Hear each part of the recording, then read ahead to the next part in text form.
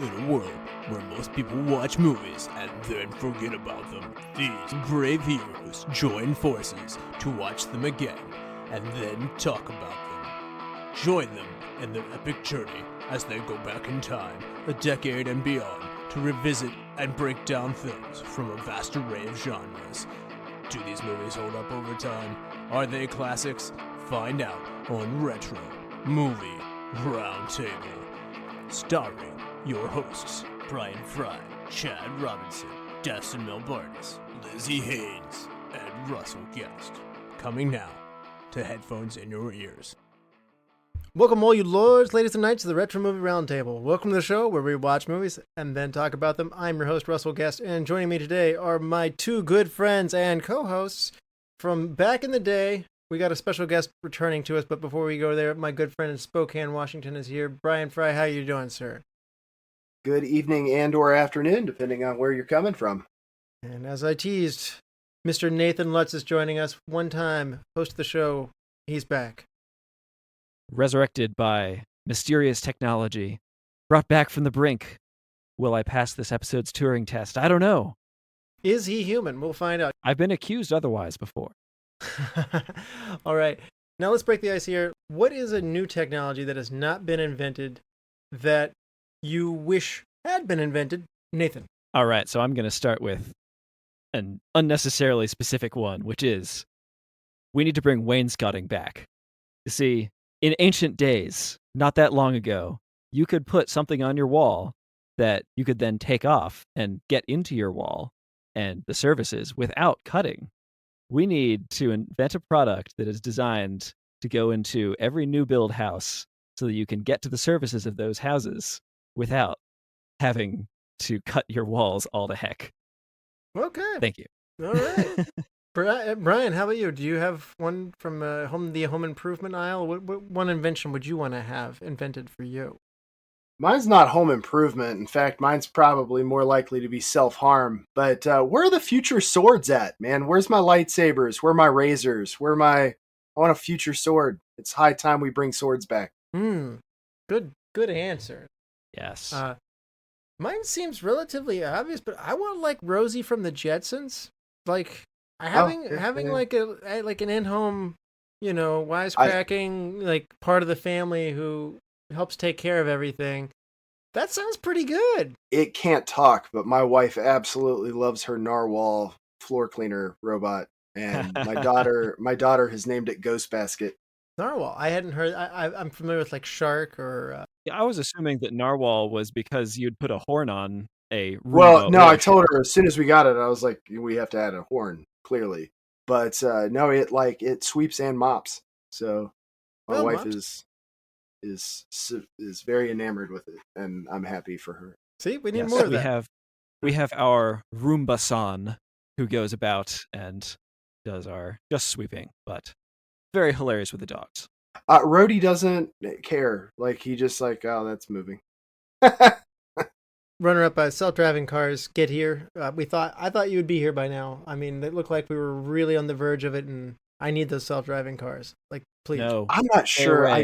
I'm going to end up being Will Smith and iRobot with that, where I'm just like self-driving anyway, when I'm not supposed to. I don't know if I can relinquish that level of control on the road.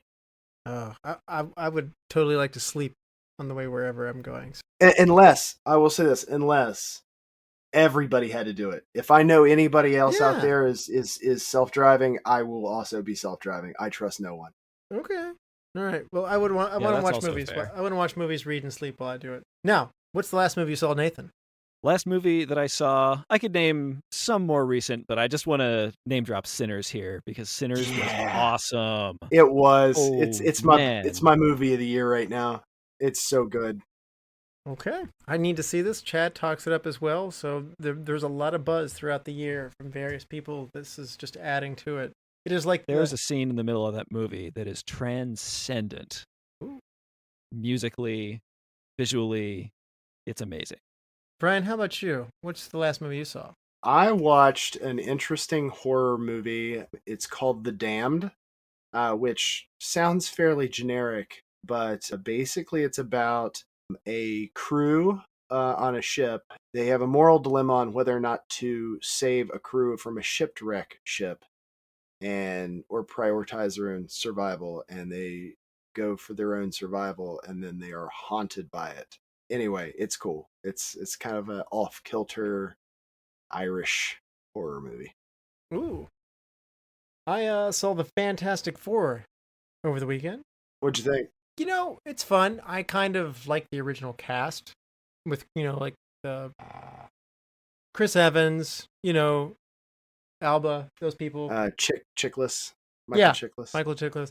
So I feel like the cast was stronger the first time around. The Human Torch was way more fun before. Mm-hmm. The movie's done in a period piece, though. So it's like a modern version of kind of like a 50s, 60s kind of setting. Because it's on a different Earth. That's really cool. So that was a whole lot of fun. Looks great. Good looking movie. It's I've been off the Marvel wagon for a little while. I got some major fatigue, but Grant had heavy interest in all the ads and stuff, so we went to see it, and maybe I'm back on. This was fun. I had a good time. I have mixed feelings though. I heard Thunderbolts was quite good too. I'm still waiting for that to pop up on Disney Plus. All right, what movie are we covering today, Nathan? Ex Machina. Androids, life itself, and mysterious tech moguls. This movie stars Domhnall Gleeson, Alicia Vikander, Oscar Isaac. Small cast. Release year is 2014. It's released in the U.S. in 2015. We did cover this in our 2014 episode where we counted down our top 10 movies of 2014. I'll go ahead and tell you right now, Bryan had it very high on his list, and so did I. So you're in for some praise across the board tonight for this one. Budgeted for only $15 million, it grosses $25 million domestically, places at 94th in the box office. Not a high-earning movie, but it comes in behind The Lazarus Effect, and it comes ahead of In the Heart of the Sea. The number one movie from that year was Episode 7, Star Wars The Force Awakens, which made considerably more money. IMDb gives Ex Machina a 7.7. That seems low. The critics of Rotten Tomatoes like it considerably more at 92%, and the audience noticeably lower at 86%, so the critics like it more. You don't always see that. Academy Award winner for Best Visual Effects. Academy Award nominee for Best Original Screenplay to Alex Garland. I lost a Spotlight, and I have to ask, Spotlight's a good movie, but I don't agree with that pick in terms of screenplay selection. Spotlight is uncovering the corruption in the Catholic Church. Like when you take a true story, I feel like that is not as good of a original idea there. You know what I mean? For a screenplay. So I don't typically avoid heavy topic movies. I do. I actually really enjoy the movie Doubt with Philip Seymour Hoffman, sort of in that same ballpark. But I didn't see that one. Okay. Golden Globe nominee for Best Supporting Actress to Alicia Vikander. BAFTA nominees, 5 of them. Didn't win any of them, but it got Outstanding British Film, Original Screenplay, Best Actress to Alicia Vikander, Best Special Effects, and Outstanding Debut of a British Writer, Director, or Producer. Saturn Award nominee 6 times. Didn't take any Saturn Awards. Best Science Fiction Film, Director, Writing, Actor to Domhnall Gleeson, Supporting Actress to Alicia Vikander, and Special Effects. Didn't win any of those. British Independent Film Awards winner 4 times over. We got a couple wins here with Best British Independent Film, Best Director to Alex Garland, Best Screenplay to Alex Garland, Outstanding Cast Achievement. Critic Choice Award winner for Best Sci-Fi or Horror Movie. Directors Guild of America winner for Outstanding Directorial Achievement for First Time Feature Film Director. And MTV Movie Awards nominee for Best Female Performance to Alicia Vikander. And a slew of other independent film festivals and these kinds of nominations as well. So if you want to look those up, those are out there to find too. So this did well on the film festival cycle. Nathan, tell us, had you seen Ex Machina? If so, what was your background with it?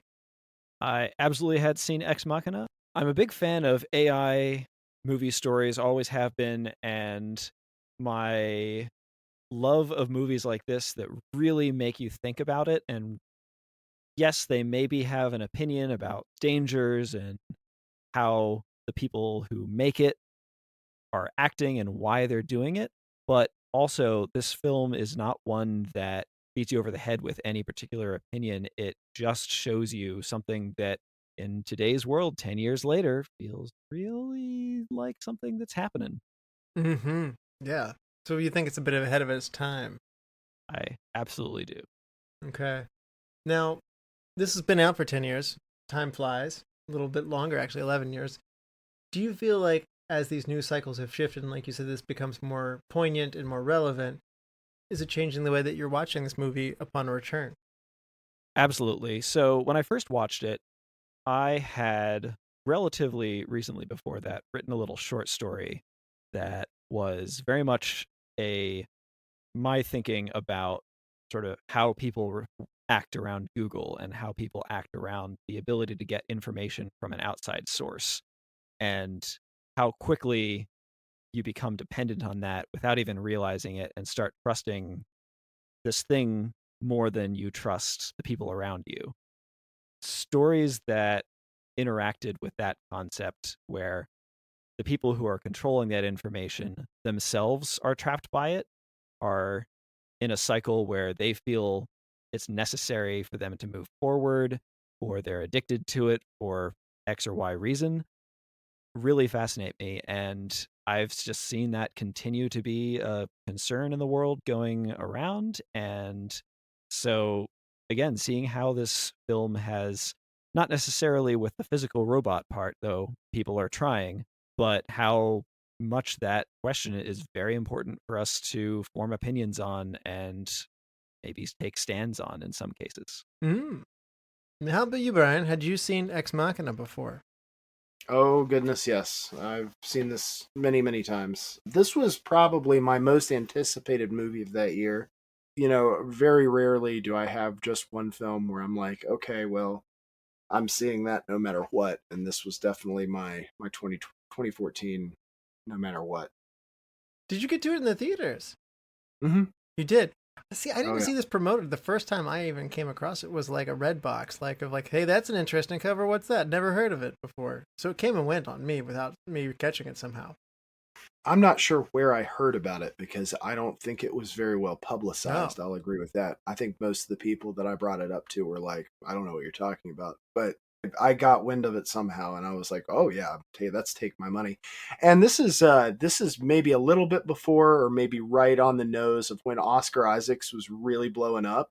And I got to tell you, he's one of my favorite actors right now. He and a couple others from, I'm going to call it that draft class just because it's that late 2000s, 20 teens, people who came to prominence like him and Fassbringer and even Domhnall Gleeson, for that matter, all kind of came up with the next wave of Star Wars films. And then obviously X-Men Apocalypse and whatnot. So, or in Domhnall's case, The Revenant.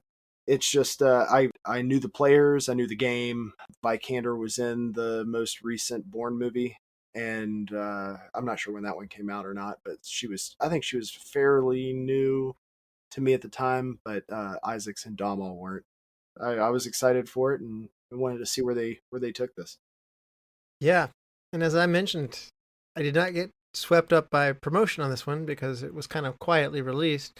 But when I got to it, I had this profound, like, wow, this was so much better. Have you ever just read a movie you only vaguely knew a little bit about, and and then you were just treated for something? It's like, why did nobody recommend this to me? This is outstanding.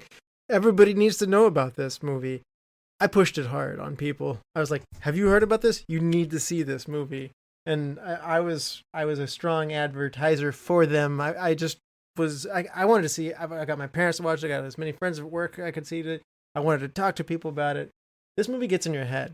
It makes you think about big ideas and what that would mean, where computers are going to think like us and surpass us. It's likely to happen. And what does that mean? Opens up such an interesting world of possibilities. This movie explores that, but the acting performances are outstanding in it, and I just was blown away. I really, really thought this was a smart movie, an entertaining movie, thrilling movie. It checks so many boxes. And I think it's probably the movie I have watched maybe the most rewatches because of the number of people I've shared it with. since that it came out. I mean, I've seen other movies like since my childhood or a long term back and rewatched them more and more. But in more recent years, I reach for this one frequently. There's a certain mood I get in. I don't rewatch movies as much as you, Brian, but this is one that I go back for, and you just can't. It's a rewarding one to take in again, even when you know how it's going to go.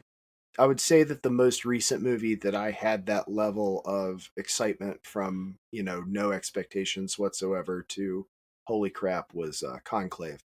I was like throwing that movie at people. I was like, dude, have you seen this yet? Have you seen this yet? You got to watch this. Even the book. Yeah, Conclave was the last time I had that level of like, I'm going to hate you if you don't watch this. Nathan, is a movie made better if you didn't know it was going to be that good and it just takes you? I think it is.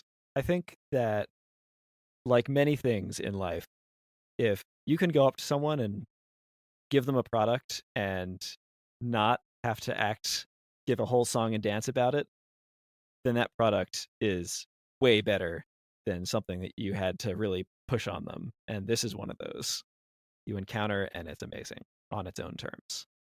But it's also not for everybody. I definitely know people who are less interested in its pacing, less interested in the way that it works. So it really appeals to you if you are someone who is engaged with these questions and asks these questions and wants to have a movie that walks along with you with them. Mm-hmm. Well, we are going to spoil this movie. This is one you do not want spoiled. This is one you do want to see. So absolutely check out Ex Machina if you have not. We will be back after these messages, and there will be spoilers. Welcome to the All 80s Movies Podcast. I'm Bill. And I'm Jason. And this is the podcast where we talk about the blockbusters, the flops, and everything in between from one of the freshest decades for movies, the 1980s. So whether you're a brain, a jock, a valley girl, or a Jedi, we've got some 80s classics for you. Do these movies stand the test of time? Are we discovering something new?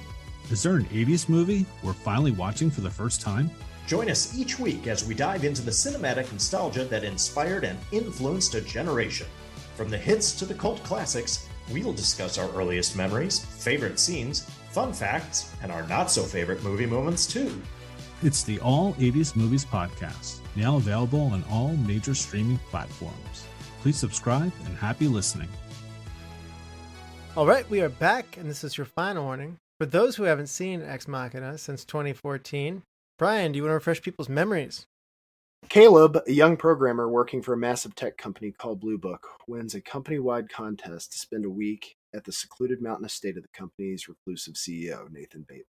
When Caleb arrives, he discovers that Nathan has built an advanced humanoid robot named Ava, equipped with sophisticated artificial intelligence. Nathan tasks Caleb with administering a Turing test to determine if Ava truly possesses consciousness and self-awareness. Over the course of several sessions, Caleb becomes increasingly fascinated by Ava, not only with her intelligence, but with her apparent emotions and vulnerability. Ava warns Caleb not to trust Nathan, suggesting that her creator is dangerous and deceptive.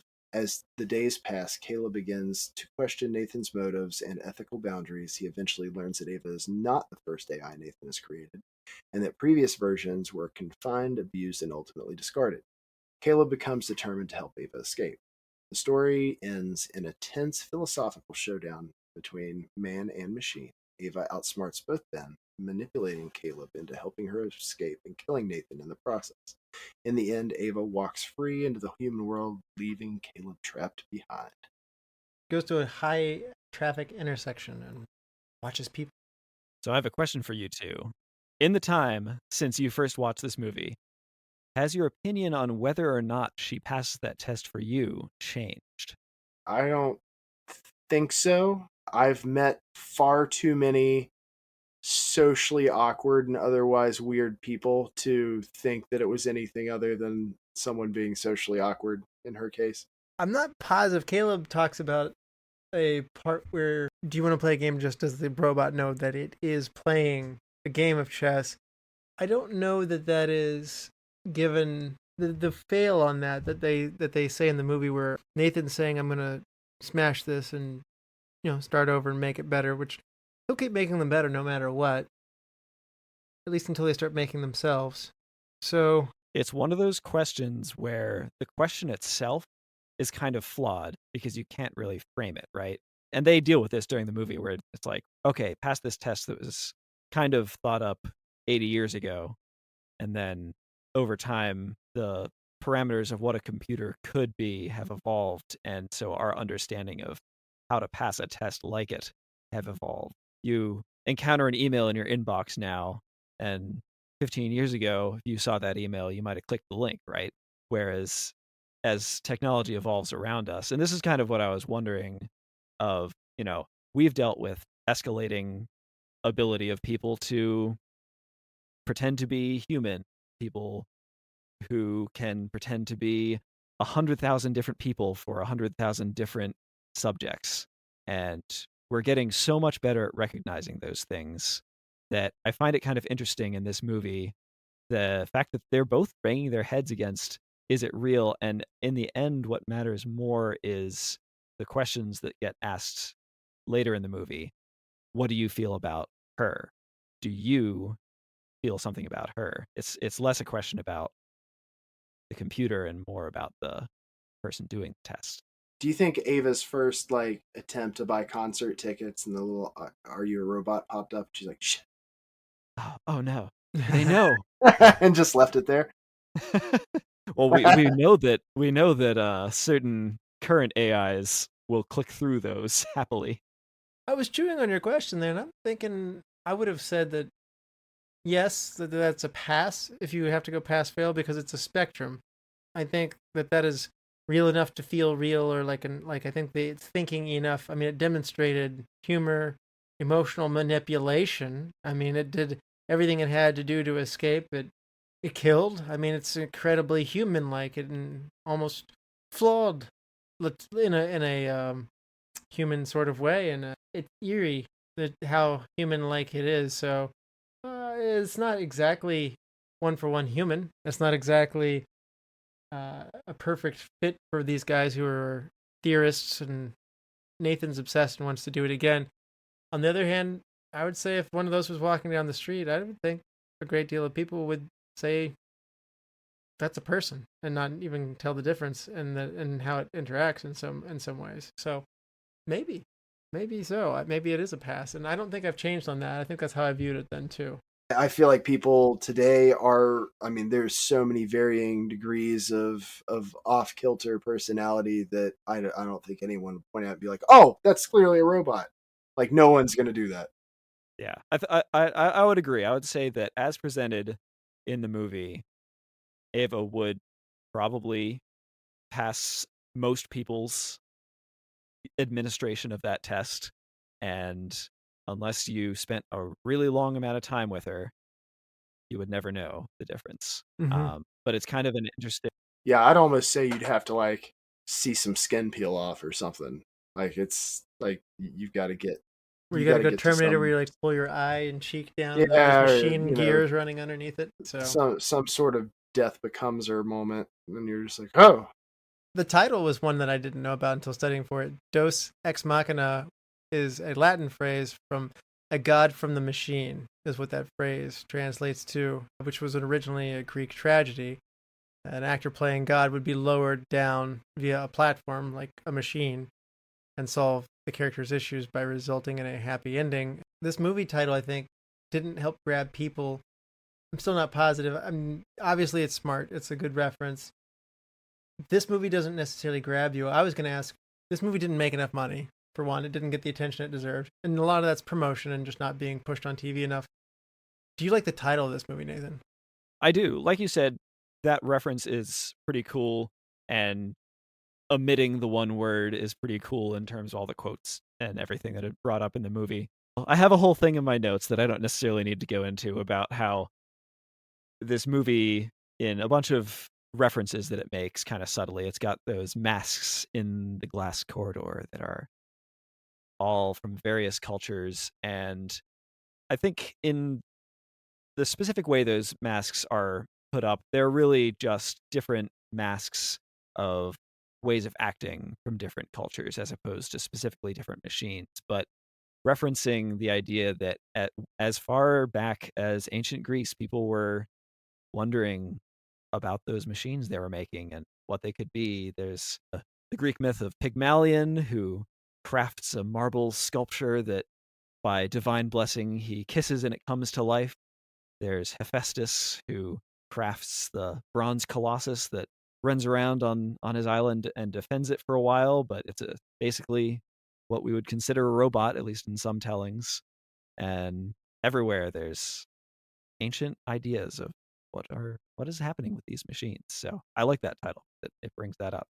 Did either of you, in your research for this, did either of you all catch the Japanese beer that Oscar Isaacs is constantly drinking? No.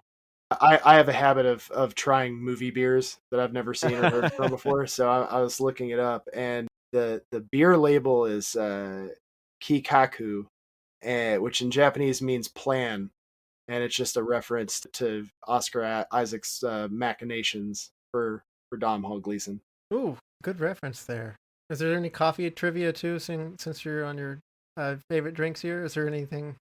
I didn't get any coffee references. No coffee from this particular. It's all various alcohols for Nathan. Just coffee. The three main characters, also for more references, have biblical names. Ava is a form of Eve, which is the first woman in the Bible. Mm-hmm. Nathan is a prophet in the court of David. The creator of this technology being named Nathan is appropriate. And Caleb was a spy sent by Moses to evaluate the promised land. I don't know. Those are really cool that, again, this is written at a very smart level. Once you go past thinking about the big idea, every little thing in here is just, there's these wonderful things is what we're talking about here. I'll toss one more out there for you, too. This might be just something that a bookseller would notice, but in his programming, the numbers read out, it's a 978 number, which is International Standard Book number. It's actually from a book on cognitive robotics by Murray Shanahan, and the title of the book is Embodiment and the Inner Life, Cognition, and Consciousness in the Space Possible Minds.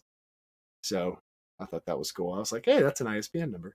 That's awesome. So next time you look at the back of your books, the 978 number at the bottom of the barcode, that's the International Standard Book number, and it is what identifies the current book in your hand. Anywhere. I don't know if this was intended or not, but it is also, I saw where people said this is a different combination or loose adaptation of The Tempest from Shakespeare, where each of the three main characters are analogous to the characters from that play too.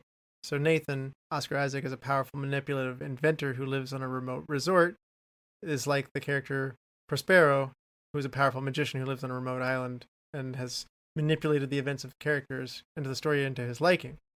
Ava is analogous to Miranda, who's Prospero's daughter. Both Miranda and Ava were created by Prospero or Nathan.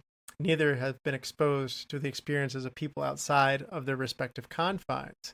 And Caleb, played by Domhnall and Gleeson, is the equivalent of Ferdinand. In both in the play and the movie, that Prospero character contrives to bring Caleb or Ferdinand into their isolated remote home. Caleb falls in love with Ava in this case.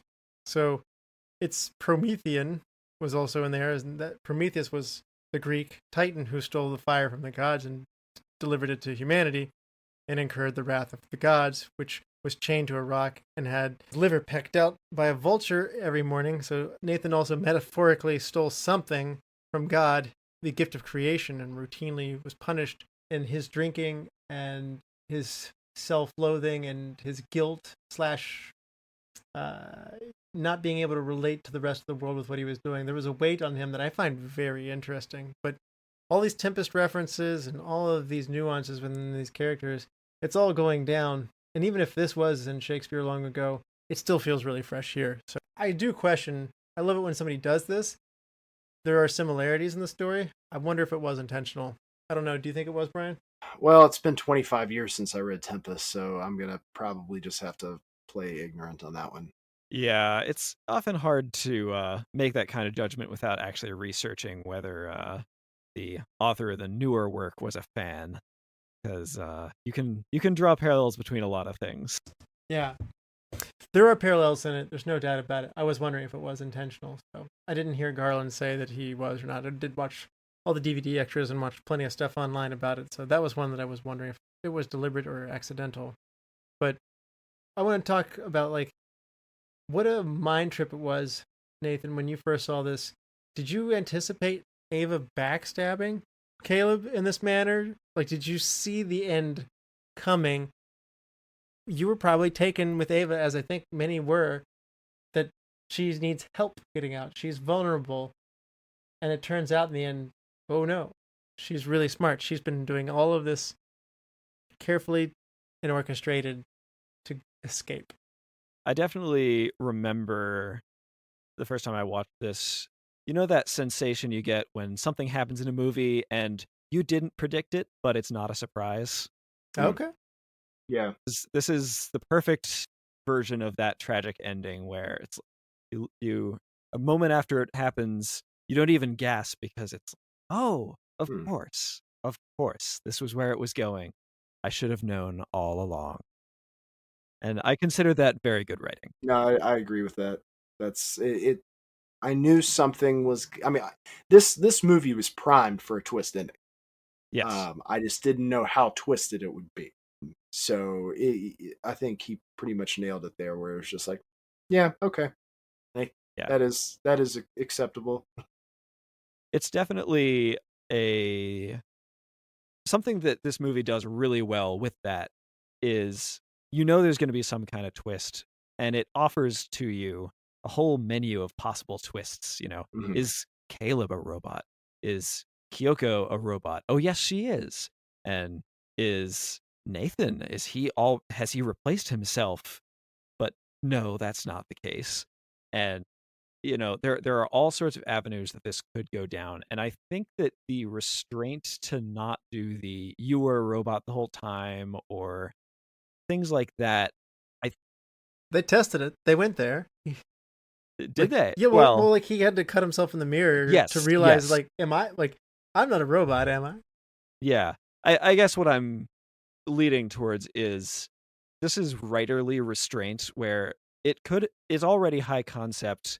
I think it would have jumped the shark to be, oh, you are a robot the whole time. Like that's such an old timey trope at this point. Right. I think one of the reasons this movie works so well at the end is because the twist doesn't feel like a raising of the concept. It's just no, this is where this would go. This is where it is today, and and all those questions are still there for regular people of like, oh, this AI is kind of behaving in a way that humans kind of behave. Like, yeah, it gets things wrong, but I get things wrong. Yeah, it does these weird things, but like I did these weird things too. So how can I say that it's different? So the fact that Caleb is sitting there all of a sudden wondering, oh my gosh, am I a robot?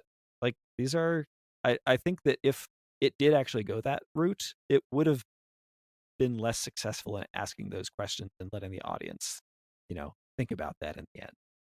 I was surprised, honestly, that Caleb was collateral in all of this. I initially thought, what harm does he have? He's so smitten with her, even if she leaves him. I kind of got the drift that Caleb would say nothing and just let her go because he's rescued her. Yeah, he's a good guy. So obviously there's a coldness in it. This is not Garland said this is not an anti-AI movie. It feels a little bit like it in the end when Caleb is banging that chair, his fist on the bulletproof glass, trying to get out, and he's stuck, and he'll starve to death in there with no food.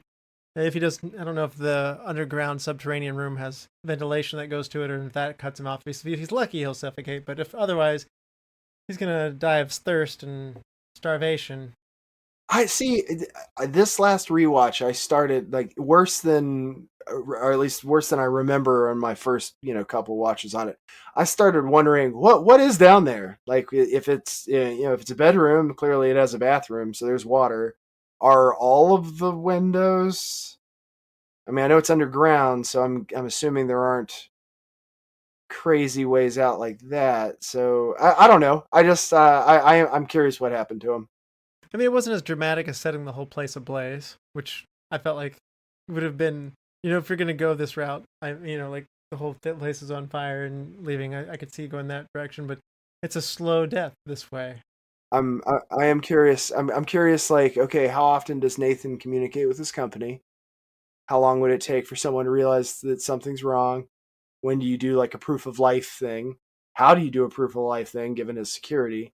Like, I don't know. I had a lot more questions at the end regarding what happens to Caleb than at the start, because I feel like brute force over the course of the week will get you through a wall no matter what. You know what I mean? I mean, they showed one of those robots banging its arms on the enclosure, completely breaking its metal arms apart. Those robots are fragile, though. It's sort of established that, like, yeah, Nathan's a strong dude, but like, you shouldn't be able to break someone's arm off quite as easily as he did Ava. Right. These aren't iRobot robots. It's fair. But that said, the office building that I work in, that Russell once worked in, has been having some power outage issues recently. And a couple weeks ago, one of my project managers got stuck in the elevator for an hour while they were trying to get some help to it. And because there were like 3 other elevators in the city that the same service tech had to go to one by one to go fix it. And ever since then, I think all of us, every time we step into these locked rooms, like elevators or anything that power or technology gives you access to, in or out, the question's there. It is in the back of your mind. What if this is it? I hear you, but I assure you that if your life was on the line given a week's time, I agree. He'll figure out eventually that he can put a credit card in a slot and kind of like pull backwards. I think Nathan's place is so remote. I think he's toast. Do you think that he gets out of the house and then gets killed by a bear? No, I think he just dies a really slow death of being like thirst. I think he's got 3 days. I think he's got 3 days. I guess you could drink his own pee and make it a little bit longer, but I mean, well, he's got his bedroom. He's got a bathroom. There's water. Like water. I'm at least crediting water. He should at least have access to water. Okay, I agree. I think that he's going beyond 3 days. I think he's got the 3 weeks of hunger to fix. Yeah. And we know he doesn't have access to a phone, so he does have to somehow hike out of there. Yeah. So this is my opinion. I think that he dies hiking.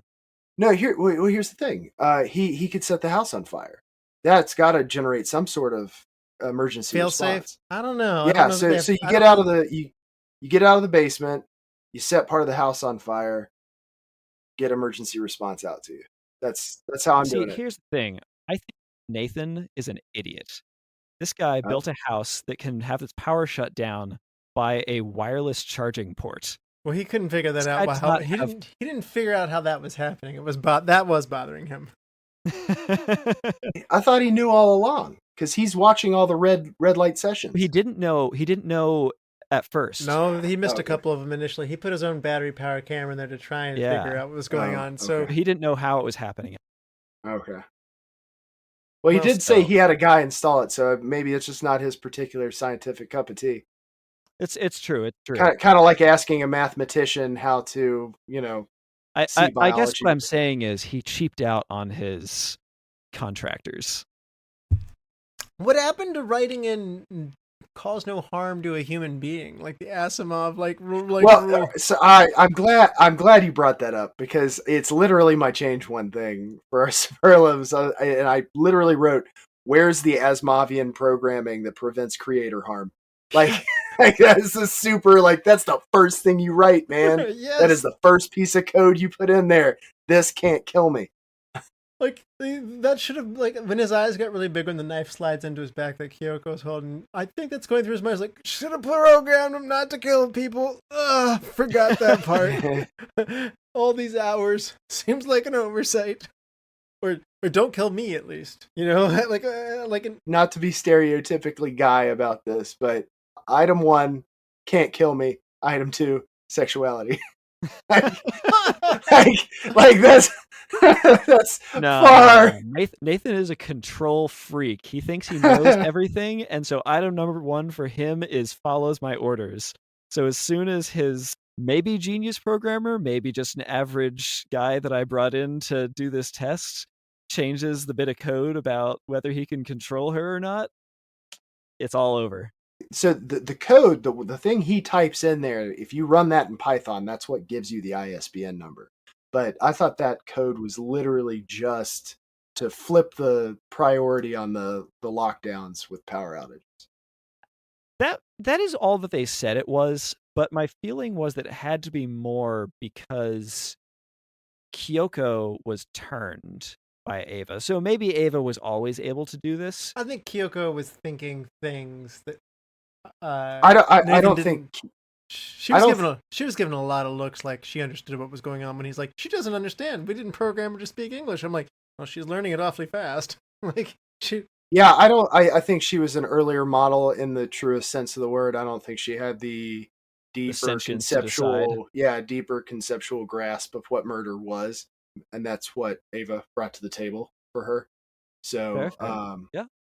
Yeah, that's just my 2 cents on Murderbot. We have a tiny little cast here. Not many people. Mainly 4 people do pretty much all of the work.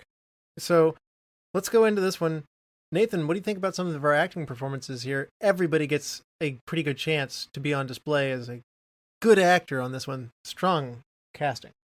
Yeah, it is really strong. I mean, Oscar Isaacs, you're looking at him in a totally different way in this movie than I've seen him in a lot of other things, and just gives off all the vibes that you want of the know-it-all, owns the world, tech mogul. And just going down the list, Alicia Vikander gives a performance with Ava that is really unsettling. There's various parts of the movie that, because of the way it's written and because of the way it's acted and everything working together, you're never sure how much is an act and how much is, natural. Knowing what happens at the end and how at least Nathan tells it to Caleb that, oh, well, this was sort of the real game all along, was that she had to figure out how to escape. That was the real test. And then looking back at the movie, you say, well, okay, at the beginning, she presents herself in a very innocent, naive way, and everything that Alicia Vikander is doing is giving off vibes of being timid, of being kind of worried about things, and then partway through, and again, just both the writing and the acting going on, there's like a pivot that starts being more analytical, where she starts asking questions that are sort of like both a question of, what do you think about yourself, but also in themselves manipulation. Are you a good person? And Caleb wants to say yes, which means he wants to say yes. And in this context, it means that he's thinking, well, maybe I need to be protecting this person because that's what a good person does, right? And I think the way that Alicia Vikander is acting that transition through the movie, where it goes from naive, seems like just a real person who's never seen the outside world, to person who actually kind of knows everything because she is the search engine itself, I think is really well done. And she never loses that sense of wonder. Yeah. Now, Bryan, you said Domhnall Gleeson's one of these people that you have enjoyed watching his career. What do you think about your main actor on this one? All 3 of them have had really impressive careers so far. So it's really a trifecta here that really make this movie happen the way it did. And that's obviously no disrespect to Oyana Mizuno. Thank you. But thank you. All 3 of them have had great careers in my eyes so far. Vikander does a lot more European film than she does US based stuff, so I don't think she's as prevalent. But I was a big Brendan Gleeson fan, so when I started seeing Domhnall and stuff, I was like, So is it just so this is what put him on your radar, just being son of somebody you like? Or yes, okay, yeah, absolutely, okay. yeah, absolutely. So you were rooting for him from the get-go. Yes, I knew of him through his dad, who I'm a huge fan of as well. So okay, I think that he brings a lot to his role here. He has this vulnerability that is leading you as the viewer through him. He like this concern for Ava, and furthermore, what Alicia Vikander has to do, as you mentioned, Nathan, she's making you, the audience, feel like she's needs to be saved and protected. Alex Garland was talking about that, and A lot of that is done through body language. It's not all just how she delivers these lines. He mentioned that she was a ballerina and that she had to have this really good control over her physical mannerisms. And a lot of what that he wanted her to do was her taking these things and elevating these to these physical motions in her own acting. And he thought she was far and away, she was really good in auditions, but even better like in the real mode. And she knocked it out of the park. She said it was a difficult movie because this movie has a lot of memorizations, a lot of dialogue, 8-minute long cuts. And in that regard, Oscar Isaac said shooting this movie felt more like a play in regards to that. So it was heavy, it was fast, things were made quickly, low budget, as mentioned before.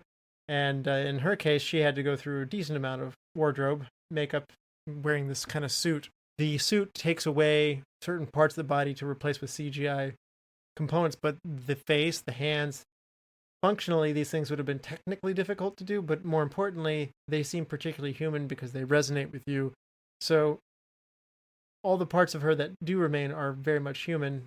Garland would say that most of what you see with Ava is Alicia Vikander, not to take anything away from the wardrobe and effects team, the Oscar-winning effects team. So it's really important how these two in particular work. I think Nathan's great casting, but this movie plays with your emotions based on Gleeson's performance and Vikander's. It's really good. They didn't get any nominations for acting from the Oscars. Vikander had a couple of nominations, as I read earlier. I felt like this movie got a little bit undercredited. I thought this movie, as far as the screenplay goes and acting performances go, I wanted more attention thrown to this movie at the Oscars that year. Spotlight won the best movie of the year, and I rewatched Spotlight recently because we were watching this soon, and this is a better movie. Yeah, I completely agree. And I felt like this got gypped. And I don't know if it's just the amount of money that went into it or whatever, but acting-wise, this is excellent acting. Not just like, Russell likes science fiction, and he does. This is objectively really good acting. Well, and I was trying to think of what the first movie I saw Vikander in, and I think it was The Fifth Estate with Benedict Cumberbatch. This was my introduction to her. But this was definitely like she was not as on my she wasn't on my radar as in like I'm intentionally seeking out this actress. But I think that was the first film I ever saw her in. And then but Domhnall, he was the eldest Weasley brother in Harry Potter. That's how he first landed on my radar. So Bill Weasley. I guess I forgot about that, or that one went over my head too. Again, I thought this was my first movie with him, but maybe not. I'm trying to think what my first Oscar Isaacs intro, because he's the only one in the I guess he and Vikander are probably the two people in the film that I found not through another person. Well, Oscar Isaac had actually been a known commodity to Alex Garland. He auditioned for Sunshine, which was a movie that we covered earlier, another Alex Garland movie, and definitely check out Sunshine and check out our episode on Sunshine. It's phenomenal, but Oscar Isaac was so captivated. He wanted it. He didn't get the role, but he even followed along with it. Like he was interested in what music are you putting into that? Who's getting the part? What are they doing with this? And so he was so interested by Sunshine, and that when Alex Garland came and did this movie, he really, really, really wanted it. And lucky for him, he landed the role. He's perfect for it here. He would have been good in Sunshine too, by the way, because he's a good actor.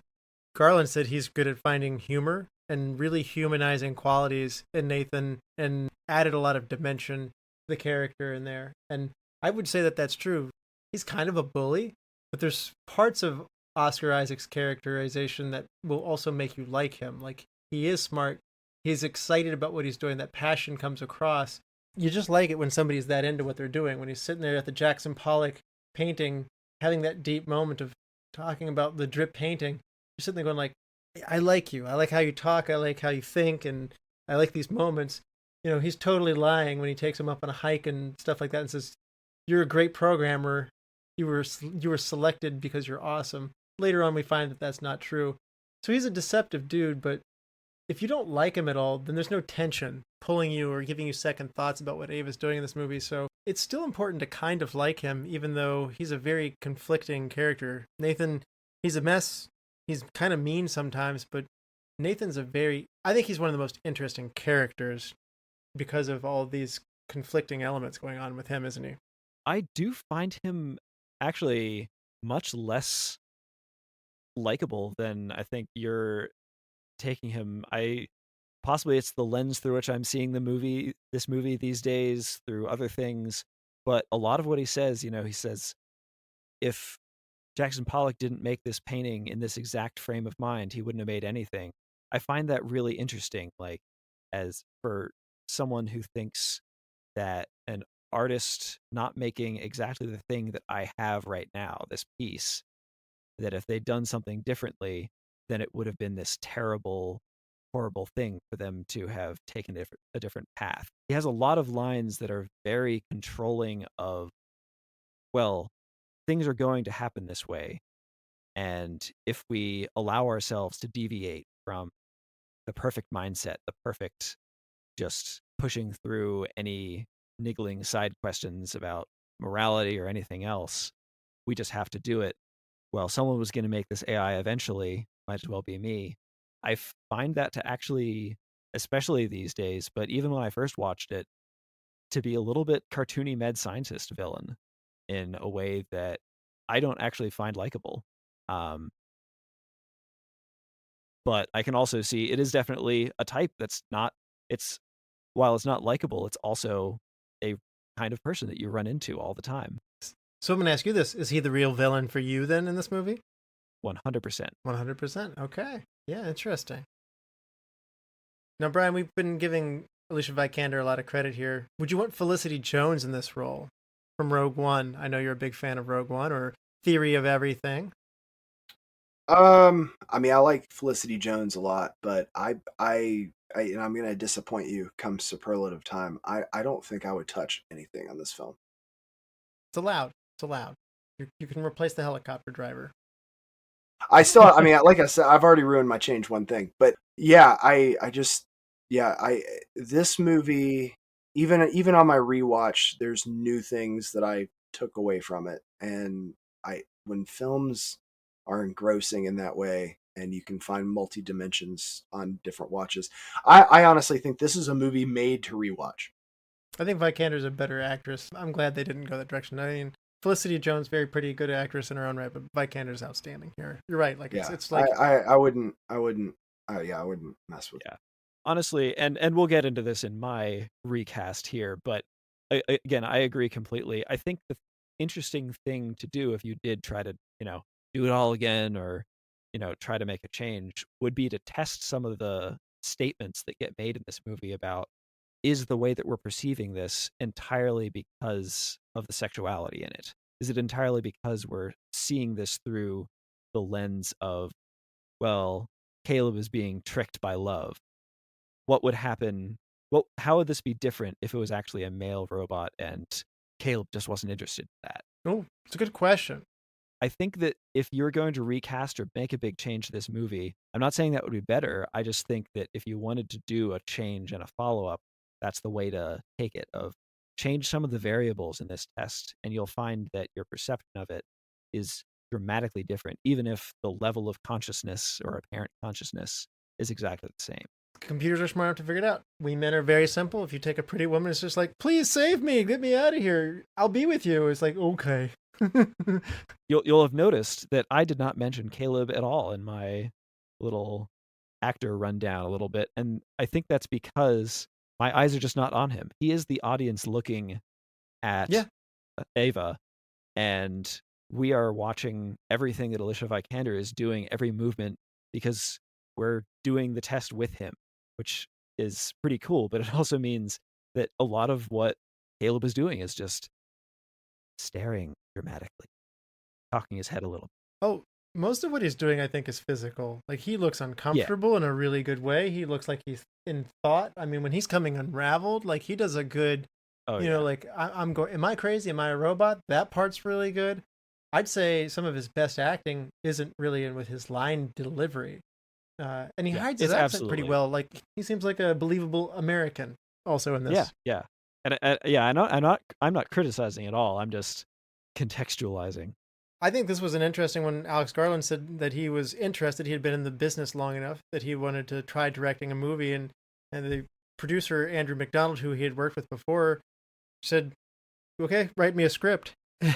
This was born not out of years of thinking ahead or just, I've got this idea and I've just got to put it on paper. This is bred from the fact of like Alex Garland's like, I think I want to direct something. and then like conjured up in order to respond. And boy, did he pick a great one to start with. First time director here. We think of him as mostly a writer or producer with these things. Again, we mentioned Sunshine, which we did on episode 110.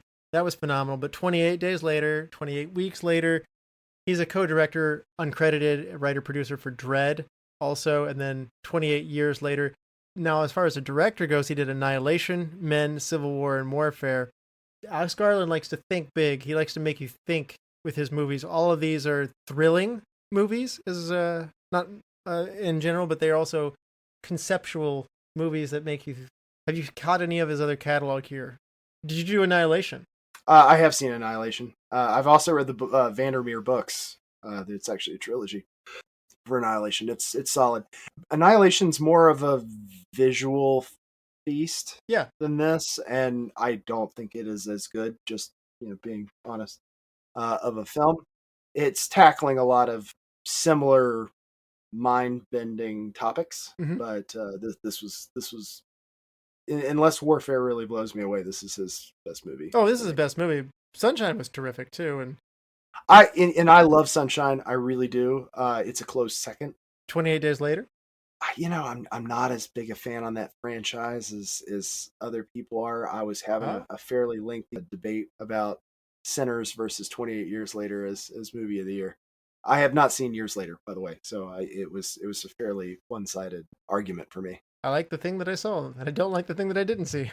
Yeah, I was leaning fairly heavily into. I liked Sinners so much, I can't believe that two movies that I like this much would be out in the same year. That was my defense. Well, let me go back here. Nathan, as somebody who does science fiction writing on your own as well, we have a writer who's written some amazing content in the past, going to becoming a first-time director here. What is impressive about him taking the director chair, coming from a writer standpoint, and maybe how that helps serve this story so well with the writer's eye, stepping into the director's chair? I've mentioned earlier a little bit the restraint that's in this movie and the focus. This is a topic that a lot of movies turn into a really bombastic thing where everything is a robot all of a sudden. By the third act, there's like a giant thing and it's all robots running around everywhere. And, big budget films do this all the time. I think what is so successful here is that the writing of this understands what the questions are and frames it in a really great way where, it's these 7 days of questions, of sessions in which where each one is a little bit different, and it lays out really well from a timing perspective that the momentum that it builds up by the end is really impressive.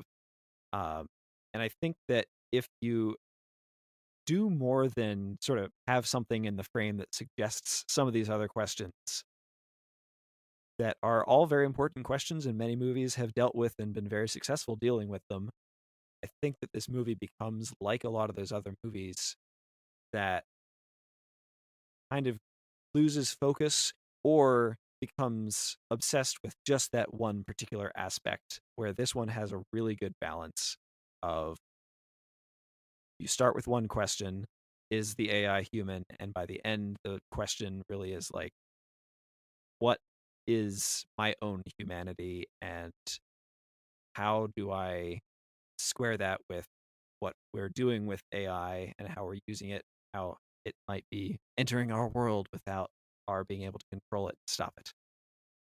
Yeah, as a writer, that ability to visualize and to take it as a director form, I wonder why you don't see this more often. I remember we covered a comedy earlier this year, Midnight in Paris, where Woody Allen wrote and directed it. And this movie is also extremely successful in a very different way. I'm wondering why you don't see the writer-director more often. It's the ability to visualize, execute the writing. That's really wonderful when it's that direct. Alex Garland, when he did sit down to write this, it was influenced by things like, even like when he was like 11 or 12 years old, he had some basic coding, experimentation on computers that his parents had bought from him sometimes he felt like it had a mind of its own. And so from different discussions over the years with neuroscience friends and these things, the influences that help shape him to write this are something that can help him visualize and tell the story, and he's able to convey it the way that he wants to. Again, I'm not knocking these other movies, 28 Days Later, Sunshine, movies that had come before that he had written, that somebody else had directed for him. But I just think that direct clarity is really, really interesting. Now, perhaps I say that we covered the Great Train Robbery, the first Great Train Robbery, which was a Michael Crichton book that was converted to a movie that Michael Crichton directed.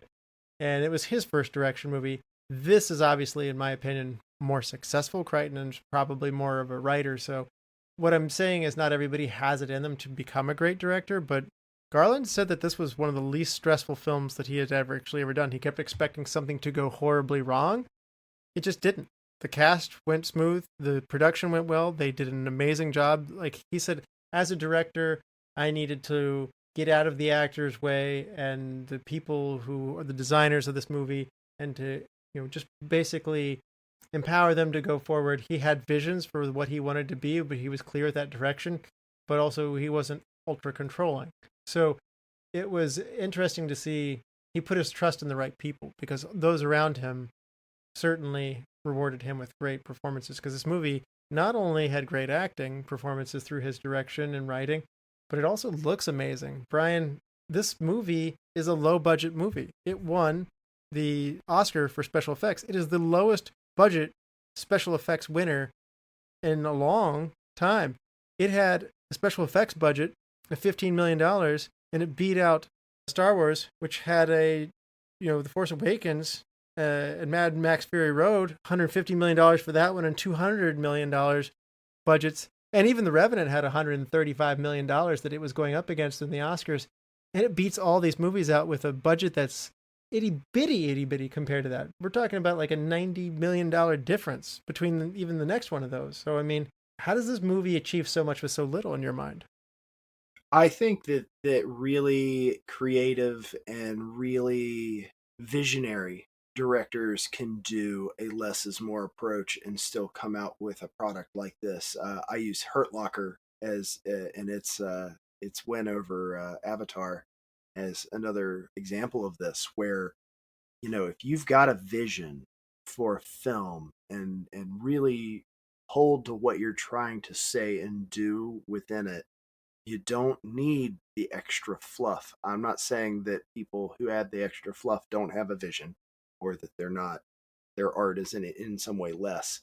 But the ones that really impress are the ones that can do it with less. Nathan, do you feel like some of the restraint that you just mentioned might come from Garland needing to be efficient and resourceful with his funds? Yeah. And you know what I'll add is, you want your special effects budget to be low, but you need really good looking movie. What you do is you find some great architecture going on, put in the background of those shots that has really clean, simple walls. You need to do some complicated glass reflections to your animations, but you've got this delicate but heavy underground sort of house design. Then you move back outside into nature, and you almost never see Ava in those scenes except for a very short bit at the end. And in the meantime, you just do a bunch of very specific effect shots that your animators get to spend most of their $15 million on, probably just working to get this model working, so that they can track it to the very, very excellent performance that Alicia Vikander is doing. And because of all that focus, and also because the house in the background is doing so much work for you, the hotel, you're able to make something that looks like $135 million, but it's only 50. So for you, it's important that they pick this in Rondalen, Norway, kind of location near the Grandvassen waterfall. The Juvet Hotel, as I think you mentioned, and there's also a private house, which actually is only 30 minutes away from the hotel, and the waterfalls. All these things are within 30 minutes of each other. It takes three separate things, and they make it all look like it's one thing. It's amazing that they do that, but talk a little bit more about what that does for setting the tone of this movie and in their site selection here. Yeah, so first off, I do want to add something. We find out at the beginning, just as Caleb arrives at this beautiful, beautiful house, that he is also possibly a villain in this movie because the guy does not close the door behind himself. He walks into the house, and there's this dramatic shot that is just there for the drama of, oh, the house is kind of robotic, where at the door, he leaves the door open and like continues walking inside, and then the house closes it behind him in a robotic way. I did find that very funny. But on a more serious note, I think that they set this up in this really great way where you're using the hotel itself as the entrance, where you have these beautiful, just very simple larchwood, silvered, patinated siding that is sitting in the woods, and it is a very small entrance. As you're approaching from these giant forest shots, you're imagining you're gonna reach like a complex, and that's emphasized by the radio dishes that you see sitting on top of the house in the distance. I guess that was probably added in post as well. But your expectations are already being kind of subverted, and you walk into what is this incredibly elegant glass and stone and very nice fireplace enclosure, which I believe is the house rather than the hotel. If I'm wrong with that, the kind of entry glassy foyer that you walk down the glass staircase to, I think that is architecturally distinct from the wood siding buildings that we're seeing, which I think are the hotel. Well, they're both by the But same architect, so it all stylistically stylistically it all looks like it blends together remarkably Yeah. well. They just needed more rooms than they had at the hotel, so they had to get something else. But the house really is situated near an outstanding stream. The waterfall's not as close as they make it look, but it is close to some beautiful stuff. Obviously, one of the best ways to make Nathan look powerful is to show this really amazing landscape and say that it all belongs to him. Yep. And then we get inside, and the house is basically a museum for Ava in a lot of ways. It's simple, it's modern, it's got the clean glass walls, it's got the clean concrete walls. It brings attention to the actors, and it doesn't require a whole lot of complicated set work. It's just delicate, simple construction going into creating an atmosphere, which, because of the way it's kind of presented, it feels a little bit bunkerish a lot of the time. Feels kind of scary and closed, but I think that's the way it's shot cleverly. No, the actors even said, like, after shooting the interior shots in Pinewood Studios for weeks at a time, that they then went to go to Norway to do these other things. They said that it was a nice release to be able to take in, because the studios are very claustrophobic, and all of it's indirect LED lighting. There's tons and tons of LED lighting to go into making these scenes. I gotta say that the interiors feel cool, but that is a part of what gives you this feeling that is scary. I think we haven't talked about this. We keep talking about what a thoughtful movie this is, Brian. This is an exciting movie, labeled as a psychological thriller. Yeah, I think this really plays into, that vision I was talking about. You don't need a lot to create what the actors are able to create in this by the tensions that are brought forth between each of them. So you have Caleb really figuring out Nathan seemingly thinking he knows everything there is to know about Caleb, Nathan's attitude toward his creations, Caleb trying to figure out, what his feelings are toward the creations. So, I mean, there's so much interplay here between just a few people that, if you had the wrong cast here, this would fall flat. But they didn't. They had the right people in the right place, and they are able to make those tensions worth something in the film. It masters the pace really well. They find these moments, whether it's conversations between Nathan and Caleb, which for the most part have a different kind of energy on them. But then when we meet Ava, we change how we feel. And then again, there's moments where Caleb is alone and can't get out of his room when the power goes out. There's these moments through there. It's a wonderful ride. This is one of the things I talked about watching it again. You can start to see how they play with you. They get you to be invested in Ava, and they warm you up as a viewer, but then on the other hand, they take it away. They make you suspicious of Nathan. They keep a lot of these things in question. Can Kyoko, who's, the way she moves around the house, Is she to be trusted? How much does she know? I mean, there's all these nuanced things that are happening, and both in the set design, both in the music, and also in these acting performances, but it's all done in a really amazing way, which is why I want to come back to the director and say Garland is building tension masterfully well. And it wraps up with how it concludes at the end so well. I think he has a really good ability to tell the story and control the pace and the emotions of everything that's happening for the viewer, which is outstanding for a first-time director. Nathan, what do you think about the wardrobe on this movie? We have a regular kind of guy looking like Caleb or whatever, but Ava's work here is a lot of work to get her to look the way she looks. And Nathan is doing his Nathan thing over there, changing from boxing attire to various other sweatpants to everything to make him look like, does he really care about this? How did he build this AI in the woods? Is he always like this, or is this just because he has to show it to someone else, or is he putting on an act? I think the wardrobe, honestly, that's the part of the wardrobe, other than obviously the design on Ava is incredible. It is a really unique idea, the translucent look through, and Caleb is Caleb. But I think that the wardrobe on Nathan does a lot to surprise you of what kind of person this really is. And is he acting? Is this actually who he is? Is this something that's new? How did he build this?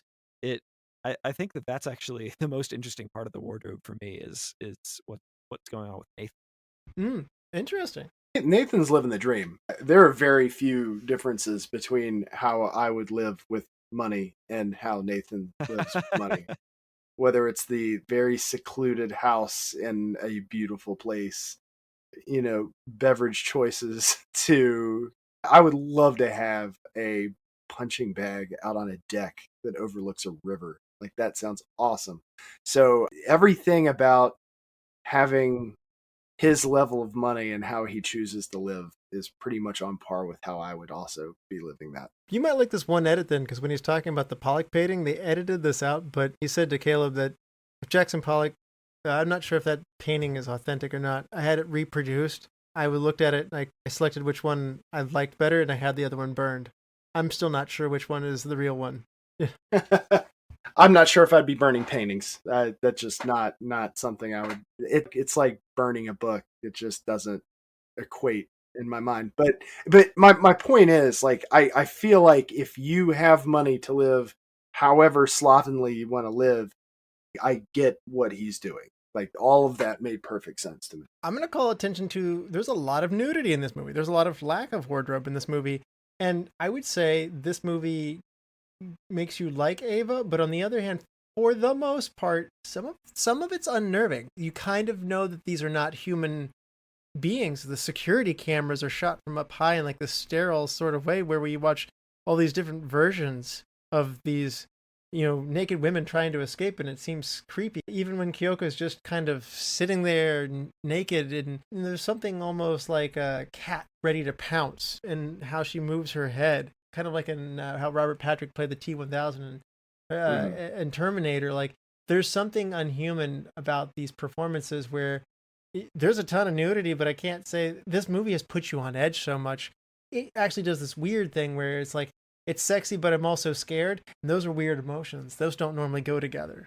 By the time you see it, you have recently seen Kyoko pull half her face off. Yeah. So it does a really good job of, like, part of your brain is like, normally this would be really sexy, but right now I'm waiting for the weird transparent creature underneath to start shredding skin in a really weird way. Yeah, I'm creeped out. I feel like I picked up on this in the movie theater too, so I want to credit it all the way back to my first viewing of this, but I'm shocked that Caleb didn't peg Kyoko as a robot like within 5 minutes. Like, that one was way more. That's why I think, like, in terms of earlier model, in terms of like synaptic responses and whatnot, I'm sure you can maybe chalk the first meeting to she doesn't know English or whatever you want to, peg it to. But I think after the dance scene, especially, is like, that's clearly a robot, like 100% a robot.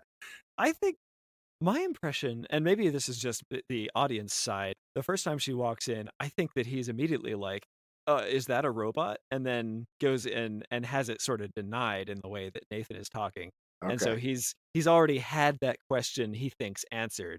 And then he Okay. finds out later that he was maybe right the first time. Right. I don't know. Like, she was the one person in all of this where I was like, yeah, that's a robot. Like, Yeah, definitely acted in a way that's like, yep, you are you are moving 100% in a a robot. very specific way, very robot coded. I really like the effect where they made Ava's face looks like it peels on top of the mesh. Like they had to blend her face in with makeup to look like the face is applied to the machine. And that's a really nice touch. That's something that was important for Alex Garland. He also really wanted hexagonal mesh. He made the wardrobe people work for 4 weeks to try and get the mesh on her bodysuit to like be metallic, look like it moved right, scaled properly. They said they took a whole month basically to get Ava's just the mesh on her suit down. Well, it's definitely funny in some of the later scenes when Ava is reassembling herself into a full body and she like puts an arm back on herself and you can see the seams of a bunch of sort of like kind of cybery looking divisions of the skin, and over the course of a few seconds those seams just all magically airbrush themselves away. And it's a really cool effect, but it's definitely like, and that's how she will camouflage herself in the wild. Yeah, she added Asian person skin on herself, but then, like you said, a cutaway of the camera a second later, and it's like, it's like, wow, it all matches. You'd think there'd be one heck of a tan line on your neckline or something like that, but nope. That's explainable. Yeah, we'll hand wave that.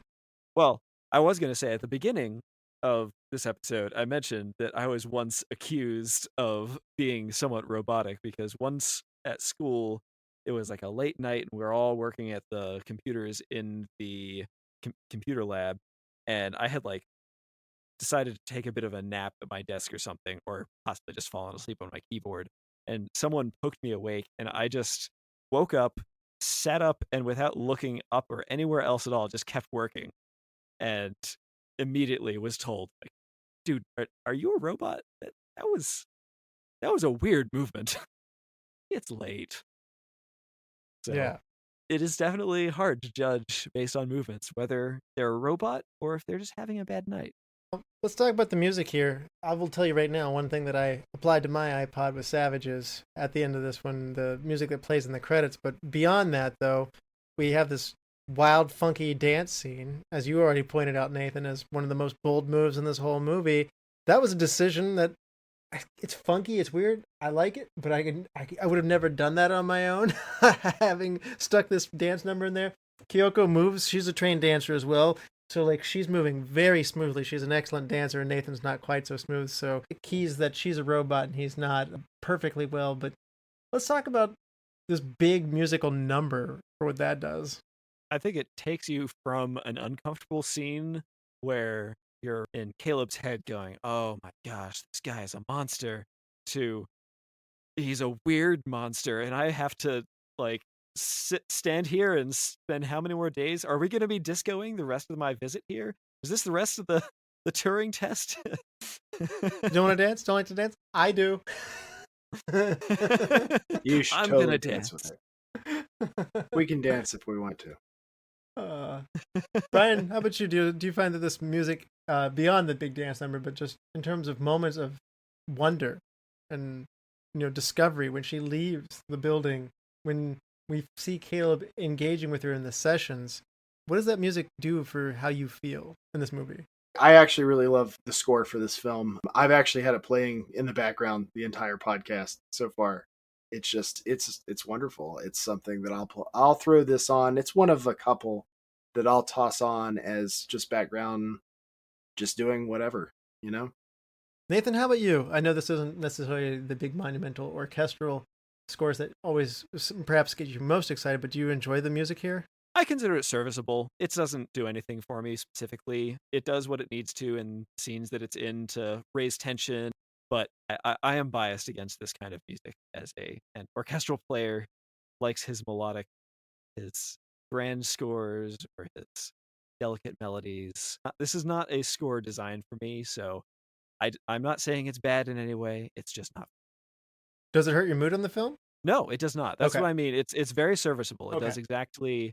It's got all the little tension pounding pulses going in the right moments. It's got the pretty synth changing of tonality going layers over layers on things. It's very well done. It's technically very proficient. It's doing all the things that it has to do. It's just not the kind of music that I'm gonna come out of be remembering at all. I actually had to, and as our audience may know from my past episodes, I'm the soundtracks guy, but I had to go afterwards and look up the soundtrack to remember at all anything from it because it went in one ear and out the other. Okay.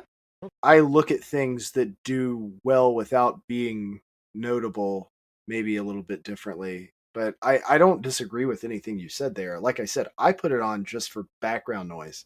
Like it's not I think I have one track. Husbands by Savages at the end? No, it's The Test Worked is on my electronic music favorites playlist. But, outside of that, it's literally something I put on because I'm folding laundry or cooking breakfast. You know what I mean? It's not, I listen to it due to its lack of anything that makes you kind of stop and listen. Does that make sense? The way you said that is like folding laundry, cooking dinner. I was thinking of things Kyoko's doing in the movie is like stabbing person who creates you. Yeah. These What things. this music does, it turns you into the AI. Yeah. But anyway, I guess what I'm saying is like I don't disagree with that assessment of it. It does its job, but it's good in that like I love it for what it does. Yeah. No, this is totally tiny. Play the tiniest fiddle for me on this one. This is when soundtracks do this, I find myself just kind of focusing on the other aspects of the movie, which is honestly it does very well. It supports them perfectly well. So I don't know how you listen to that as background music when it's so tense. It's That's a bit pensive. creepy. Yeah, I was gonna say there's a darkness in that I don't. I mean, in the same way that I'll put on like I'm not trying to compare the two because it's way more bombastic, but the Tron soundtrack or That I will listen to. what Trent Reznor and Atticus did for A Girl with a Dragon Tattoo. This is the calm instrumental version of all of those things. You know what I mean? If you had a measured scale with, Trent Reznor at the top and then this at the bottom, it just depends on what mood you're in. Why don't we hand out some more to you guys? You ready? Let's do it. Nathan, who is your MVP of this movie that seems like you like it? This MVP, I would say, is Alex Garland because goodness, this movie from its screenplay to its directing is really strong. We've talked about a lot of things here about how tight it is. I've said how I think the way this movie is structured gives it so much room to breathe because there's going to be a series of these interviews. You know that each one is going to change. And so you can sit in each moment and really just think and not be worried about, oh, something crazy is going to happen and everything is going to change and nothing that is in the scene is important. No, every scene is important and every scene feels important and like you have the time to actually think about it, which is amazing, special. How about you, Bryan, MVP? I'm just gonna ditto that. I definitely have him as, especially for a first directorial, go. Wow. I mean, there's no belly fat to this film at all. I very rarely do you have a movie that's this crisp. All the kudos for it. I can't even be different if I wanted to be. Writing it and directing it. Most people don't write anything this good or direct anything this well, and he did both. So, terrific job, Alex Garland. Best Supporting Actor. Nathan, you can stretch what supporting means a little bit if you need to. Yeah, I'm going to stretch in the direction of Oscar Isaacs here. I think that it's hard to say between Caleb and Ava, they're who I would consider the main characters going on here. So that leaves Nathan, played by Oscar Isaacs, as the supporting actor. They're all really good. They all do really well at what they do. But Nathan's in that supporting slot in my head. All right. Bryan, how about you? Best Supporting. I treat pretty much everybody or the three main characters in this as having equal gravity with a hair toward Caleb being the main character, just because it starts off with him and it's his journey. So I went Vikander on this one because I truly don't see anybody else playing that role. I'm not saying that you couldn't replace her and that I wouldn't have still enjoyed the film, but I would never have known that I lost out on the Vikander approach to it. Well, I wrote down here, say Oscar Isaac or Vikander, whoever isn't said. So you both said them, and if you made me really pick, I would pick Vikander because of the physical acting and what she does to seem not human. She talked about how, you have to convey warmth, but at the same time add a little something extra, like this intuition that it is not real. She does it so well. And so it's not all just the effects that make her have like gyroscopes and like digital parts inside of her. And that helps. But I mean, I think Garland said it well when he said, Ava is mostly just Alicia Vikander. That's a pretty strong endorsement. So I think part of her acting, which made it look so good, is why this was able to beat out so much more expensive budgets for the special effects. And I'm very on board with that. I'm all about rewarding this movie, which didn't have Star Wars money or Mad Max money, that it could do something that was so effective. This resonated with me in a way that I love my Star Wars. This hit me in a way that Star Wars didn't hit me. So I'm tiptoeing around this one. I'll say Alicia Vikander. Hidden gem, Nathan. I'm going to be somewhat ironic with my hidden gem, that it's Domhnall Gleeson. Because, like I said, he is hidden in this movie by being in the foreground. That I think his performance is really, really good. But if you're like me and you're focusing on all the things that the movie wants you to focus on, which is everything but him, basically, I actually I find him to be his performance is really good, but you almost can miss it if you're just focusing on things that the movie says to be interested in. It's the magic trick the movie pulls on it. It's the same way that Nathan pulls it on Caleb. Yeah, absolutely. Bryan, how about you? Hidden gem. I love the fact that the program code he writes to free her is an ISBN number for a book on artificial intelligence. I love that his pass, like the picture they take of him, is like a blooper, like of him like with his mouth gawking open, like is like huh, like and it makes his security pass. It's all the bad driver's license photo that you don't know is coming. My hidden gem, I think we talked about it pretty heavily, but Jensen Skodvin Architects and their two amazing facilities that they shot this in, as well as the waterfall, where they set this movie, went to work so hard for them. I think you said it well, Nathan. Like, I would love to go to the Joviet Hotel to stay there someday. I didn't know that I wanted to go to Norway, but in a real way, this movie made me want to see that. That was just beautiful. And the natural beauty creating a juxtaposition against the man-made machine, I think, is another important metaphor throughout this movie. This goes to work for them with light and dark so well. And again, between the set design and where they set this, it's just outstanding for setting the mood. So that's my hidden gem. Recast. If you had to recast somebody else and put somebody else in their place, we're going to make you do it, Bryan. You can take the chicken's way out if you need to, but we're going to make you do it. So I'm going to go to you first one on this one. So my recast is going to be the helicopter pilot. You can do it. This is going to be my grand cop out, but to a purpose. It needs to be somebody like Ruger Howard, who has played a murder bot in the past.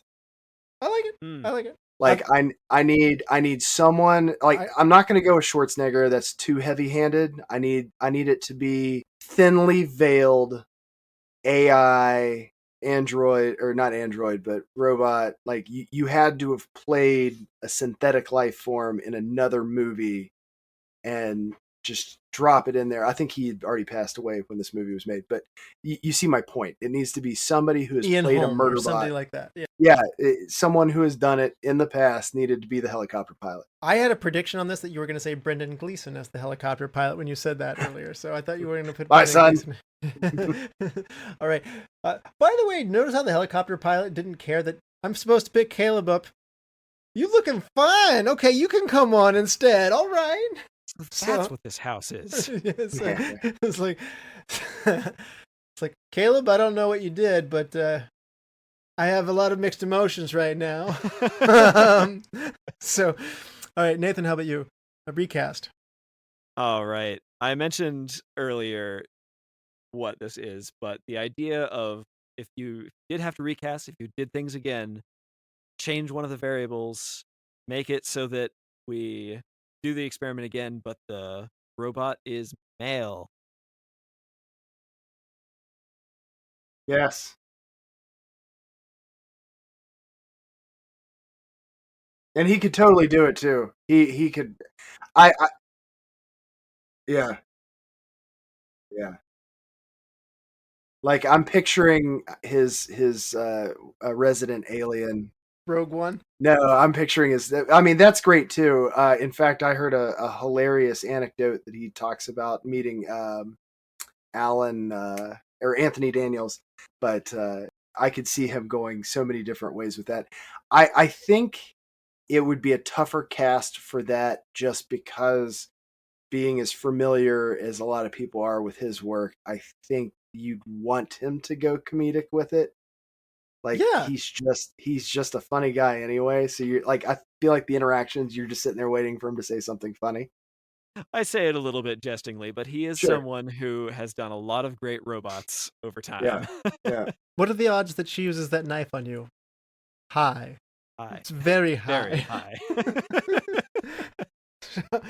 All right. My recast. I love this cast. There's not a single thing I wanted to change, and I did consider changing out the helicopter pilot. I did say there's a stylistic move that I'm gonna do here. Kyoko's creepy from the get-go. Like there's something about how she's presented, and I'm actually thinking maybe you go the more Stepford style with this and put Nikki Whelan. She's in Hall Pass. She has an amazing figure, etc. So, but we're going with the more blonde hair, blue-eyed person to do this kind of presentation of like Nathan's homemaker, if you will. So, different strategy with that, so that when it happens later, it's more off-putting, if you will. That this Kyoko seems that's a robot, like you said, Bryan, right away. I might make a change there.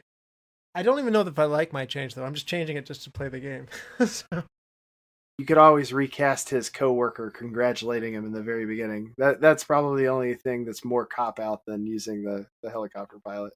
Yeah.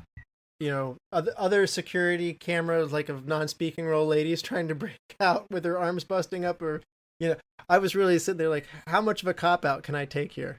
Right. All right. Nathan, how about you? Best shot. All right. So you love the house. You love the hotel. I love the hotel.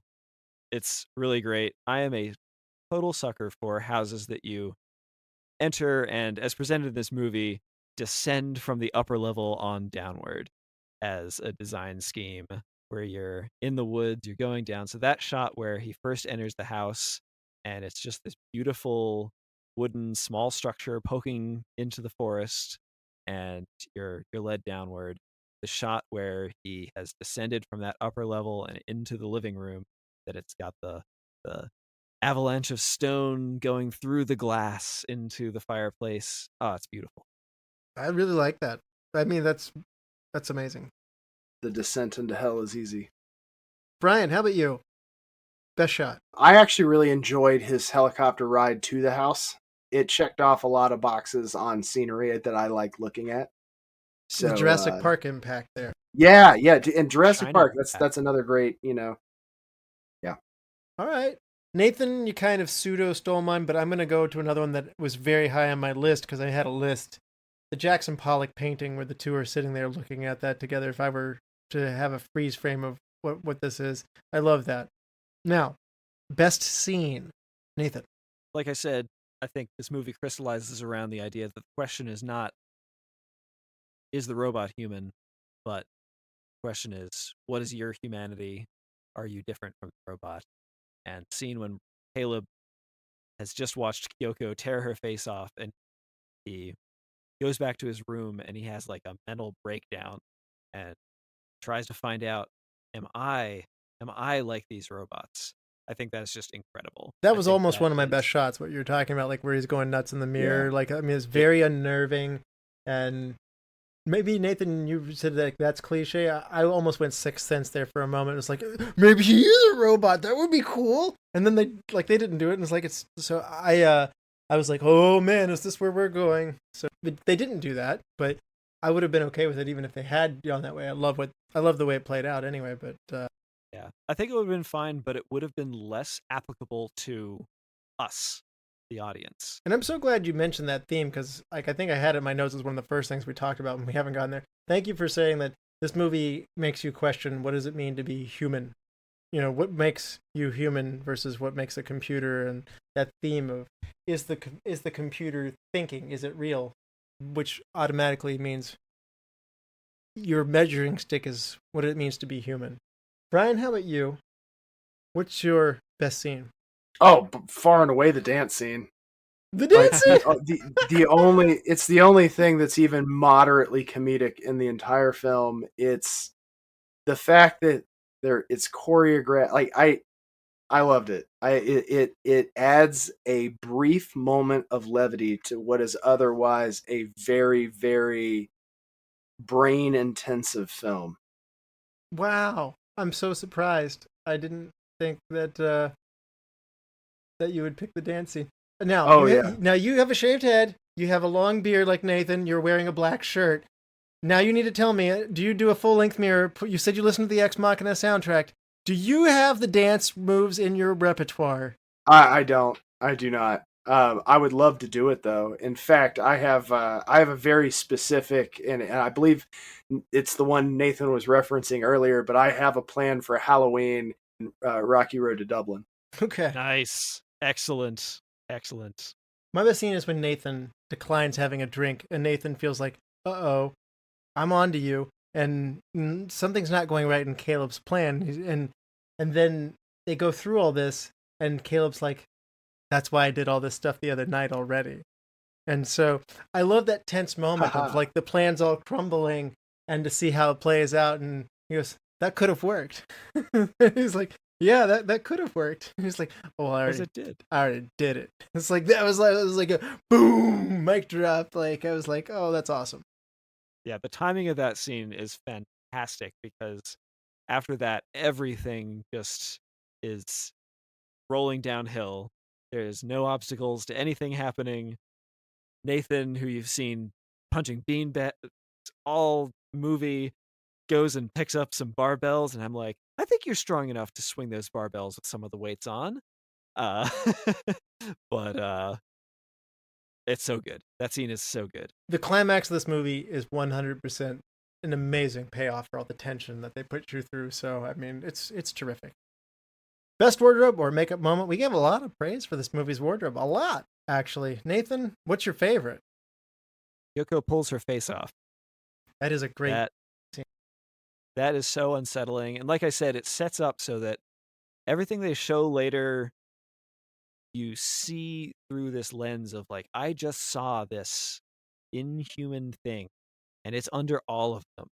And as you realize later how sort of interchangeable all the skin is over these base bodies, it's very disturbing, and it sets up, again, my favorite scene of Caleb going and having a mental break about whether he's actually a robot, all these things. I think that sets up amazing things, and the effects work is amazing to make those layers of skin look like they're pulling away from a robot subframe underneath. Bryan, how about you? Best wardrobe or makeup moment? I think I've got to go with the synth brain. Like the introduction to the synth brain was really cool. Yeah, that was part of. Again, Alex Garland let a lot of people do their magic, but he had a lot of desires for how like the Ava effects would look, and that was definitely awesome. How there's just a face on there. I have to say that my best wardrobe moment is actually a different kind of scene than what Nathan picked. It's a warming scene, like where she puts clothes on and she puts a wig on. She's fooling not only Caleb, but us as an audience too, of like, like, I want to be a person and be free. And that is very manipulative of her, but it's so effective in how it's shot. So it's a scene that even once you know what she's going to do, it still sucks you in anyway. And she doesn't come out looking like Jessica Rabbit, or, she just puts on a really simple dress and some leggings and stuff like that. And it's pretty effective for what it does. Caleb gets really like, again, we keep talking about the uncomfortable nature of like, is this thing real? Like I'm attracted to it. I am attracted to it, and it bothers me that I like. There's this uncomfortable notion to it. So, wonderful scene there. Change one thing, Nathan. I think we've all been talking about how we really wouldn't change much of this movie, how excellent everything is. So my change one thing is sort of like an after the fact research gripe, where there's in a lot of scenes the main glass corridor that they walk through has these masks on the wall, and I looked them up, and I was really hoping that they were all going to be something that you could find out in trivia, like this is a reference to this myth, and this is a reference to this myth, other culture, and all that kind of stuff. And it seems like they're really just references to different cultures' mask designs, which is cool. But I really wish that they were those different cultures' ancient AI myths, because the movie makes so many other references, from its title to the discussions it has about, well, this was always coming, I'm just the one to do it, and all these things. I was hoping that those masks were a little bit more significant than they were, because I think this movie belongs in that pantheon in a lot of ways. And maybe they just didn't feel they had the right to step there. They did. They did have that right. Okay. I was expecting to say more French horn, but that's in. Bryan, how about you? What's your change one thing? We're gonna make you do it. No, it's fine. I mentioned earlier there needed to be some sort of Asimovian programming that prevented creator harm. Like, you're telling me that this guy is this smug and didn't think to not let them stab him? Okay. You want Caleb to be a murderer, because that's how this would go, is he has to also program away her like restraints programming in order for that to be the movie to end the same way. He goes in and he's like, no, I'm gonna free her from these restraints of protecting humanity. They're what's holding her down. This movie is really hard for me to do that, so I would consider adding in the Jackson Pollock. I destroyed one of them, and I don't know if I kept the real one. I really liked that cut scene that they took in there. The other thing I will say is, this movie's not short, and we don't need to add a lot of length, but the scenery is gorgeous, and I think that more of the camera moving through just the woods, the stream, as they cut between scenes would be an effective thing. I'd like to see that interlude of what is natural versus where they are. And so instead of like having this like thing where you say like, Ava session 3, and it's like written on the screen really abruptly, I'd like to find a natural transition where you fade out. I'd like to be like, try and be in the natural zone, be in a room that looks outside, and then do a fade out, like where one fade goes into the glass room and you're playing with the reflections of the room. So I'm looking for a more subtle way to fade into these sessions as my, cinematographer trick. I'll give kudos to the movie, though. I agree that it's not a short movie, but it doesn't feel like a long movie either. All right, I'm gonna serve this one up to you. So there you go again, Mr. Quotable. Nathan, what is the best quote of this movie?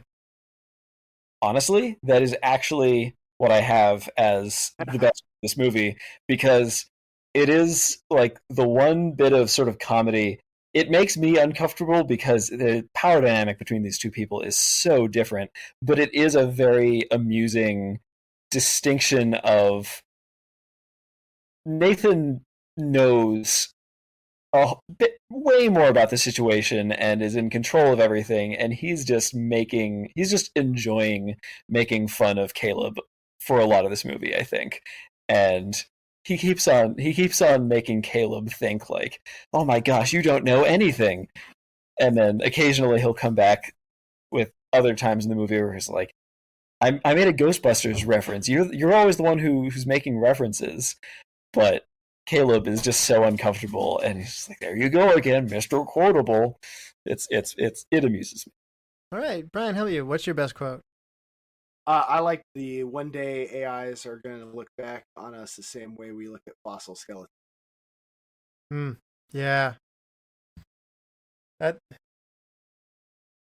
Yeah. I like this profound moment when Caleb says, what was the real test? Nathan said, you. And he said, Ava was a rat in a maze, and I gave her a way out to escape. She'd have to use self-awareness, imagination, manipulation, sexuality, empathy, and she did. Now, if that isn't true AI, what the heck is? All right. This is the big moment. We've come full circle. On a 5-star scale with half-star intervals, Nathan, what do you give Ex Machina from 2014? I give Ex Machina a 5. It has a very particular point of questions that it wants to ask, and it keeps you engaged the whole time and gets you to ask those questions. And I think that's as much of a 5-star as you can make. All right. I love it.